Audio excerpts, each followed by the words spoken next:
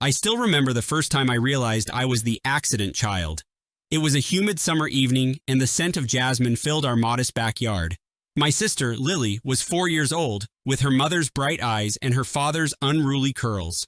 I was 2, just starting to toddle around, already drawing attention by simply existing. Mom adored Lily from the moment she was born, showering her with praise, buying her the best clothes, and dedicating every spare minute to her needs. I was the quiet one, often overlooked, my presence acknowledged only in hushed tones. Growing up, the disparity became more pronounced. Lily excelled in school, winning ribbons and trophies that adorned our living room shelves. I struggled to keep up, my grades slipping, my interests dismissed as trivial compared to Lily's achievements. Mom would often say, "Lily, you're such a bright girl," while her compliments to me were sparse and conditional. It was clear I was the accident, the one who didn't fit the perfect mold she had envisioned. As I got older, I found solace in my relationship with Jake. We met in high school, a whirlwind romance that felt like a lifeline away from the shadow of my sister's brilliance. Jake was different. He saw me, not as the accident, but as someone worthy of love and attention. Our bond deepened through college, and after graduation, we decided to marry. For a while, it felt like I had finally escaped the constant comparison to Lily. But marriage brought new challenges. Jake and I argued more frequently, the pressures of adult life testing our relationship. I confided in my mother, hoping for support, but her responses were lukewarm at best. "You know, Lily went through something similar, and she managed to stay strong," she would say, dismissing my struggles. It was then I realized that no matter how much I tried, I could never be Lily in her mother's eyes. When Jake suggested a baby shower to celebrate our upcoming arrival, I was hesitant. I didn't want the event to be a reminder of the strained relationship with my mother, but Jake insisted it was important to him, a way to start our family life on a positive note. Reluctantly, I agreed, hoping for a fresh start. The day of the shower, our home buzzed with preparations. Friends and family arrived, laughter and chatter filling the rooms. I was nervous, not just about the event, but about how my mother would react. She arrived fashionably late, dressed impeccably, her smile bright but eyes distant. As the festivities continued, I noticed her glances toward Lily, who had brought her own child, a sweet toddler with Lily's bright eyes and Jake's unruly curls. The favoritism was palpable, and it stung more than I cared to admit. During the shower, Mom pulled me aside, her expression serious. "I've been thinking," she began, her voice low. "Maybe you need someone to help you navigate your marriage. Someone who understands you." Confusion washed over me. "What are you saying, Mom?" She hesitated, glancing around to ensure no one was listening. "I think it would be good for you to reconnect with someone from your past, someone who cares about you deeply." Before I could respond, she handed me her phone. "I've sent an invitation to someone special. I think he could really help you." Heart pounding, I unlocked the screen to see a message from Ethan, my high school sweetheart. We had dated briefly, but things ended abruptly when I realized I was falling for Jake instead. We had lost touch over the years, our lives diverging in different directions. I hadn't spoken to Ethan since college, not since that messy breakup. I felt a surge of anxiety.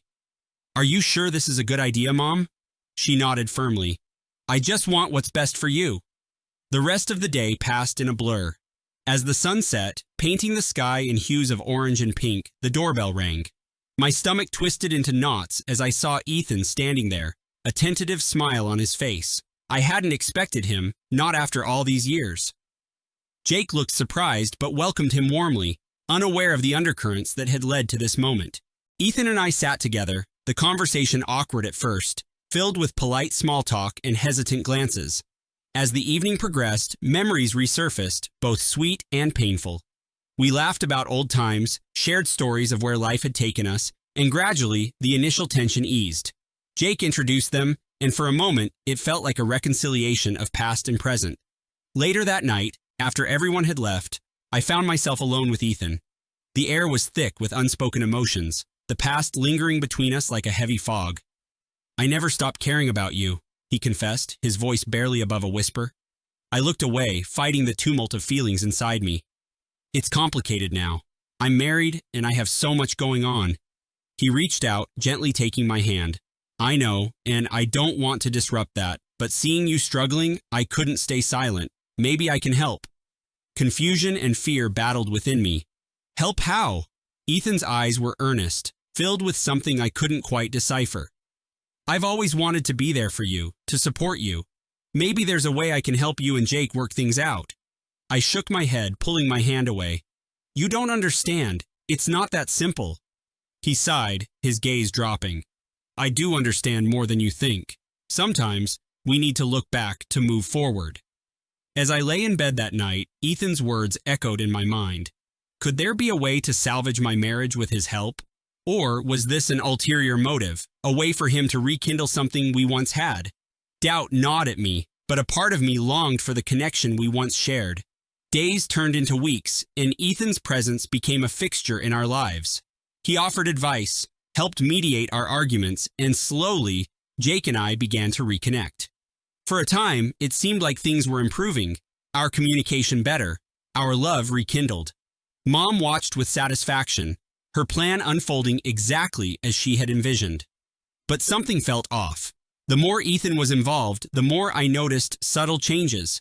He was always around when Jake and I had disagreements, always there to offer a comforting word or a listening ear.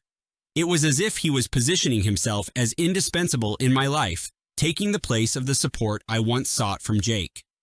One evening, as we sat together watching a movie, I turned to Ethan.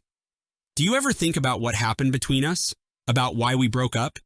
He paused, then nodded slowly. "I do. Sometimes I wonder if things could have been different." I felt a pang of sadness, mixed with guilt. Maybe they could have been, but now we have so much to deal with. My marriage. He reached out, taking my hand gently. "I don't want to hurt you, but I can't ignore what we have either." Before I could respond, Jake entered the room, a concerned look on his face. "Is everything okay here?" I hesitated, then decided to be honest. "Jake, I think we need to talk." We moved to the dining table, the tension palpable. I explained how Ethan had been helping us, how things seemed to be improving, but now I was starting to feel uneasy about his presence. Jake listened, his expression thoughtful but troubled. "I've noticed Ethan around a lot too," Jake admitted. "At first I thought it was just a friend being supportive, but now I'm not so sure. It's like he's inserting himself into our relationship." We discussed it further, and I realized that my initial relief at having Ethan's support was giving way to discomfort. There was an undercurrent of manipulation, a way to keep him involved in our lives for reasons I couldn't fully grasp. That night, I decided to confront my mother. "Mom, why did you invite Ethan to the baby shower? What are you trying to do?" She looked taken aback, her composure slipping for the first time. "I just wanted to help you. Jake and you were struggling, and Ethan is someone who cares about you." I felt a surge of anger and betrayal. "But why him? Why not support me directly? It feels like you're trying to control my life, to insert someone else into my marriage." Her eyes softened, but her resolve remained. "I'm only trying to help. I want what's best for you, even if you don't see it right now." I left the conversation feeling more confused than ever. Jake and I decided to distance ourselves from Ethan, limiting his involvement to only necessary interactions. However, Ethan wasn't willing to step back. He continued to find reasons to be present, his presence increasingly invasive. One afternoon, as I was sorting through some old photos in the attic, I stumbled upon a box of letters and journals. Curiosity got the better of me, and I began to read through them. They were my mother's writings, detailed accounts of her relationship with both Lily and me. As I read, the truth became horrifyingly clear. Mom had always envied Lily's effortless grace and the way Jake was naturally drawn to her. When Lily moved away, Mom's fixation shifted to me, the accident child who needed rescuing. Ethan was an old flame, someone she believed could manipulate to regain control over my life. The baby shower was part of a larger plan to entangle Ethan back into our lives, ensuring he remained a pawn in her game to control me. My heart raced as I realized the extent of her manipulation. She had orchestrated everything, using Ethan to undermine my marriage and keep me dependent on her guidance. I knew I had to act before things spiraled further out of control. That evening, I confronted my mother with the evidence. "I know what you've been doing. You've been manipulating everything to control my life, to pit Ethan against me and Jake." She looked defeated, tears welling in her eyes. "I did it because I love you. I couldn't stand to see you suffer, to see your marriage fail. Ethan is the only one who truly understands you. By using him against my marriage, that's not love, Mom. That's control, I shot back, my voice trembling with emotion. She reached out, but I pulled away. I just wanted to save you from making mistakes, from being unhappy. I turned and walked away, the weight of her betrayal heavy on my shoulders. I knew I had to break free from her influence to save my marriage. I sat down with Jake that night, laying everything out on the table. We need to distance ourselves from Ethan completely, I said, my voice steady despite the turmoil inside me. And we need to confront Mom about her interference. Jake nodded, his eyes filled with determination. I agree. We need to take back control of our lives. Together, we devised a plan to minimize Ethan's involvement. We started by setting clear boundaries, communicating openly about our feelings and the impact of his presence. It wasn't easy, and there were moments when the temptation to give in to the familiarity of old connections was strong, but we stayed committed, focusing on rebuilding our trust and understanding. Meanwhile, I continued to confront my mother, asserting my independence and rejecting her attempts to manipulate my life. It was a painful process, filled with emotional battles and moments of doubt, but slowly, things began to change. My mother's grip weakened as I stood firm in my decisions, prioritizing my marriage over her misguided attempts to control me. Ethan, sensing the shift, finally stepped back. One evening, he came to our home, his expression conflicted. I think it's time for me to leave, he said quietly. I never should have come between you and Jake. I looked at him, a mix of sadness and relief washing over me. Thank you for understanding. As he walked away, I felt a sense of closure, the last thread of manipulation severed. Jake and I focused on healing, our relationship stronger for the trials we had faced. The baby shower, once a symbol of my mother's control, became a turning point in our lives, a moment where we chose our own path over the expectations of others. Months passed, and our lives settled into a new rhythm. The pregnancy was smooth, and Jake and I grew closer with each passing day. I found peace in the routine, the anticipation of our child bringing joy and purpose. My relationship with my mother remained strained, but I held on to hope that time and understanding could mend the rift. One crisp autumn evening, as leaves painted the ground in vibrant colors, I received an unexpected call from my mother. Can we talk? She asked, her voice softer than I had ever heard it. I hesitated, but agreed, curious about what she wanted. We met at a quiet cafe, the air filled with the scent of roasted coffee beans and the murmur of conversations around us. She looked older, wearier, her eyes reflecting a mix of regret and longing. I've been thinking a lot about everything, she began, her voice breaking, about how I treated you and how I tried to control your life. I'm so sorry. Tears welled up in my eyes as I listened. I needed you to support me, not manipulate me. I understand you were trying to help, but it hurt me more. She reached out, her hand trembling. I see that now. I was wrong. I let my own fears and insecurities take over. I want to make things right, if you'll let me. I took a deep breath, feeling the weight of years of pain and misunderstanding.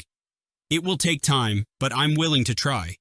As we sat together, the tension between us began to ease, a fragile bridge forming between mother and daughter.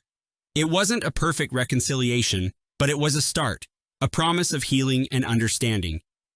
A few weeks later, our baby shower arrived, this time a celebration of our new beginnings. The room was filled with friends and family, the atmosphere warm and joyful. My mother attended, her presence no longer tainted by manipulation, but genuine in her support.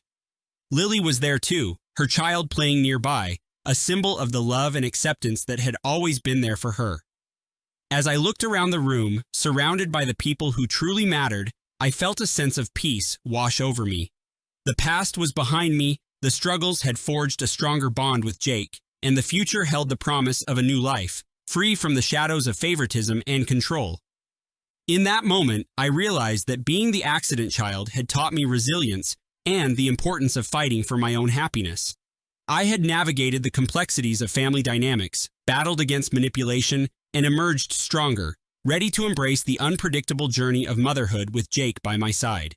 And as I held my baby, feeling the warmth and love radiating from Jake, I knew that despite the challenges and the unexpected twists, I had found my own path, one that was uniquely mine, filled with hope, and the unwavering belief that I deserved to be seen and loved for who I truly was.